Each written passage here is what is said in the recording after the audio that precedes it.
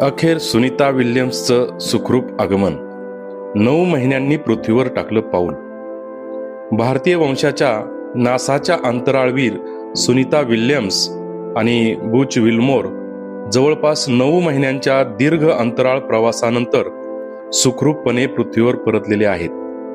आज पहाटे भारतीय प्रमाणवेळेनुसार 3:27 स्पेस एक्सच्या ड्रॅगन अंतराळ यानाने फ्लोरिडाच्या किनाऱ्याजवळील मेक्सिकोच्या आखातात पॅराशूटद्वारे यशस्वीपणे लँडिंग केले.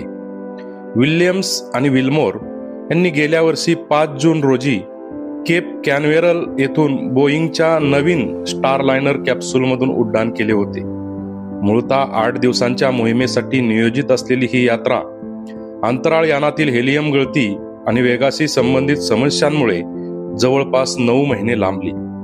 नासाने त्यांच्या लँडिंगचा व्हिडिओ सोशल मीडियावर शेअर केला आहे, ज्यामध्ये अंतराळवीरांचे पृथ्वीवर स्वागत केले गेले आहे.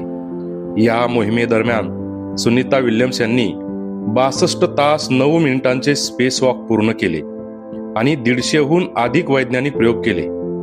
पृथ्वीवर परतल्यानंतर विल्यम्स आणि विल्मोर यांना वैद्यकीय तपासणीसाठी नासाच्या जॉन्सन स्पेस सेंटरमध्ये नेले जाईल, जिथे त्यांच्या आरोग्याची सखोल तपासणी केली जाईल.